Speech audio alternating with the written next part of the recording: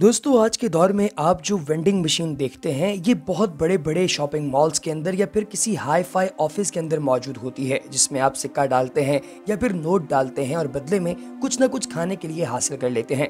लेकिन क्या आप जानते हैं कि वेंडिंग मशीन का ये आइडिया अलेक्जेंड्रिया नामी इंसान ने आज से 2000 साल पहले दिया था और ये एक मंदिर के अंदर इस्तेमाल होती थी। जी हाँ दोस्तों, आपको ये बहुत अजीब सा लग रहा होगा, लेकिन वहाँ पर एक ऐसा मर्तबान हुआ करता था जिसके अंदर एक सिक्का डाला जाता और इसके बदले में पानी का एक गिलास भरने तक का पानी अता कर दिया जाता। दोस्तों अब मैं आपको बताऊंगा दुनिया की 7 ऐसी इजादात के बारे में जो अपने वक्त में बहुत ही ज्यादा एडवांस थी और आज के दौर के लोगों को बहुत ही मुश्किल से ये समझ आता है कि आखिर उस दौर के लोगों ने ये चीजें बना कैसे ली। तो चलिए शुरू करते हैं। Number 7, Zeus crossbow. दोस्तों आप लोग तो जानते हैं कि तीर कमान से जंगें लड़ने वाला मामला बहुत ही पुराना, बहुत ही कदीम है।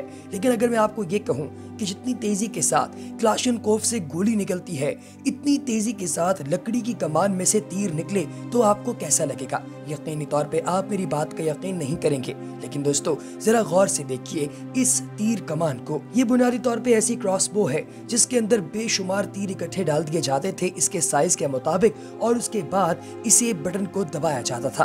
दोस्तों ये इतनी तेजी के साथ प्रेशर हिट करता कि इसके अंदर से निकलने वाले तीर की रफ्तार उतनी ही तेज होती जितनी कि क्लाशनकोव से निकलने वाली गोली की रफ्तार है। जैसा कि आप जानते हैं कि जंग के अंदर जितनी ज्यादा तेजी होगी उतनी ही ज्यादा जीतने के चांसेस होते हैं, इसलिए इस कमान को इस्तेमाल किया जाता था और इसके अंदर से बहुत तेजी के साथ तीर निकले थे। दोस्तों कहते हैं कि ये जो इजाद है ये बुनियादी तौर पे चाइनीज की है, लेकिन कुछ लोग ये भी मानते हैं कि शायद यूनानियों से ये इजाद चाइनीज ने हासिल की और उसके बाद इसमें यदतुला हासिल किया इसके इर्तिका की मदद से। Number 6, hydraulic hammer. दोस्तों सन 2000 साल पहले चाइना के अंदर एक ऐसी इजाद मौजूद थी जिसे रिसेंटली साइंटिस्ट ने डिस्कवर किया है।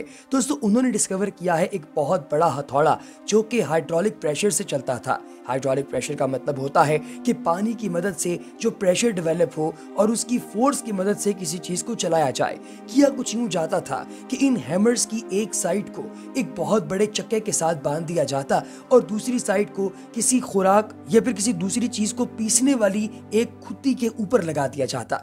अब जैसे ही ये हाइड्रोलिक जो पहिया है ये घूमता था तो ये हैमर ऊपर चला जाता और जैसे ही पहिया नीचे की तरफ आता तो ये हैमर अपने वजन की वजह से नीचे की तरफ गिर जाता और इसके नीचे जो भी चीज मौजूद हो, चाहे वो सोना हो या फिर अनाज, वो फौरी तौर पर पीसा जाता था। दोस्तों ये 10 लोगों जितना काम करने वाला एक हथौड़ा था और ये हाइड्रोलिक हथौड़ा बहुत ही ज्यादा कारआमद इसलिए भी था क्योंकि उस दौर के अंदर गंदम को पीसने, चावल को पीसने और मकई को पीसने के लिए इसी को इस्तेमाल किया जाता था। और यहाँ के लोग जो कि चाइना से ताल्लुक रखते हैं उनकी प्राइमरी खुराक भी यही चीजें थी। यही वजह है कि वक्त गुजरने के साथ साथ लोहे की जितनी भी चीजें आज भी बनाई जाती हैं, इन सब चीजों को उसी हाइड्रोलिक प्रेशर की बुनियाद पर बनाया जाता है। इससे पता ये चलता है कि उसी कंसेप्ट को आज भी रिवाइव किया जा रहा है। Number 5, Tuscan terrace.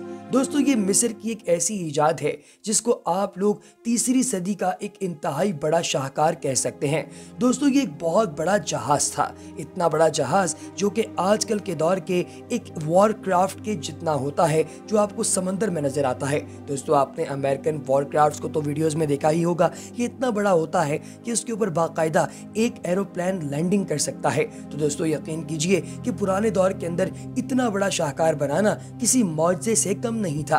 ये 130 मीटर लंबा, 20 मीटर चौड़ा और 25 मीटर ऊंचा था। ये सारे का सारा लकड़ी से बना हुआ था और तारीख में आज तक इतना बड़ा वारक्राफ्ट, इतना बड़ा जहाज कभी भी नहीं बना। बहुत से लोगों का यह मानना है कि मिस्र के बादशाह अपनी दौलत की नुमाइश के लिए और अपनी जंगी कुव्वत की नुमाइश के लिए इस जहाज को बनाकर समंदर के अंदर उतारना चाहते थे। इसके अंदर टोटल जो लकड़ी लगी हुई थी उसका वजन तकरीबन 4000 टन बनता है। दोस्तों कहा जाता है कि ये तारीख का सबसे बड़ा वॉरक्राफ्ट था। आप इसके बारे में क्या कहते हैं कमेंट सेक्शन में जरूर बताइएगा। Number 4, chariot factory. दोस्तों अक्सर औकात आप जानते हैं कि दुश्मन से जीतने के लिए आपको बहुत ही ज्यादा फास्ट होना पड़ता है, और घोड़े से ज्यादा फास्ट पुराने जमाने में और कुछ भी नहीं था। दोस्तों ज़माने कदीम में अगर आप लोग अपने मुखालफिन के खिलाफ अपने दिफा को मजबूत बनाना चाहते थे तो आपको बहुत फास्ट चलना पड़ता था। इसीलिए सबसे पहली जो जंगी मशीन बनाई गई ये घोड़ा गाड़ी थी, जिसकी मिसाल आज के टैंक से ली जा सकती है। दोस्तों ज़माने कदीम में एक प्रॉपर मैदान जंग सजता था, जिसके अंदर दो फौजें आपस में लड़ा करती थीं, और ये हैंड टू हैंड कॉम्बैट यानी कि आमने सामने की जंग हुआ करती थी।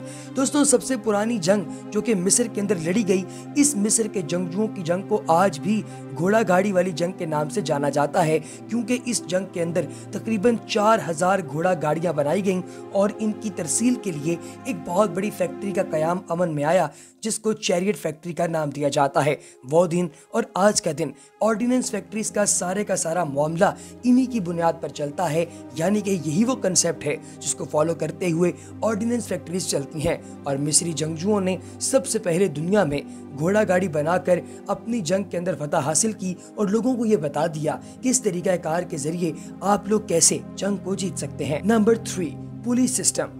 दोस्तों अर्शमीदिस नाम का एक साइंसदान, जिसके बारे में आपने अपनी किताबों में भी पढ़ा होगा, ये बहुत ही बड़ा आदमी था जिसने एक पुली को दरियाफ्त किया। दोस्तों दरियाफ्त इसने ऐसे किया क्योंकि ये इजाद इससे पहले किसी औरत ने की थी। इसने उसे देखा और इसको थोड़ा सा मॉडिफाई किया, और फिर इसी पुली की मदद से अर्शमीदिस ने अकेले एक पुली से पूरा शिप उठा लिया था, जिसके बाद लोगों ने इस कंसेप्ट को सीरियस लेना शुरू कर दिया। वक्त गुजरता गया और 40 लोगों का काम करने तक की एक ऐसी पुली बना ली गई, जिसकी एक साइड पर आप रस्सी डालते हैं, सेकंड दरमियान के अंदर एक फुलक्रम होता है जिसमें गोल गोल घूमने वाली एक बैरिंग नुमा पुली होती है, और फिर इसकी सेकंड जो थर्ड साइड बनती है वहां पर आप कोई ना कोई वजन बांध देते हैं, और फिर आप लोग बड़ी आसानी के साथ इस वजन को ऊपर उठा लेते हैं। पुली इस अमल पर काम करती है और आज दुनिया में बेशुमार जगहों पर भारी तक मशीनरी उठाने के लिए पुली का इस्तेमाल किया जाता है। Number 2, army Swiss knife. दोस्तों चम्मच, चाकू, बेलचा, ये तीनों चीजें आपको इस छोटी सी छुरी के अंदर दिखाई दे रही होंगी। ये आजकल के दौर में बहुत ही ज्यादा एडवांस है और बहुत सी फिल्म्स में भी आप देखते हैं। लेकिन क्या आप जानते हैं कि सल्तनत रोमानिया से आज से 18,000 साल पहले की जो चीजें दरियाफ्त हुई हैं, उनमें भी बिल्कुल ऐसी ही एक नाइफ मौजूद है।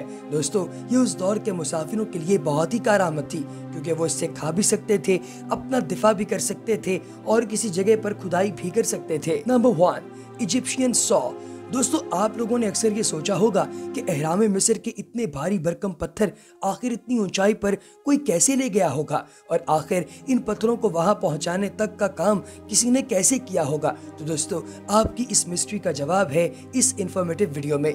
इजिप्शियन सॉ पुराने दौर की वो फनकारी थी जिसको आप लोग आज भी एहराम मिस्र की दीवारों पर चस्पा हुआ देख सकते हैं। नुकीले पत्थरों को काटने के लिए ये एक लंबी चौड़ी आरी थी जिसे इस्तेमाल किया जाता था और पत्थरों को काटा जाता था। दोस्तों पत्थरों को काटने वाली इस आरी की बुनत की बात की जाए तो ये कॉपर और लोहे की बनी होती थी। प्यारे दोस्तों हमारी आज की वीडियो आपको कैसी लगी कमेंट सेक्शन में जरूर बताइएगा। अगली वीडियो तक दीजिए इजाजत। अल्लाह हाफ़िज़।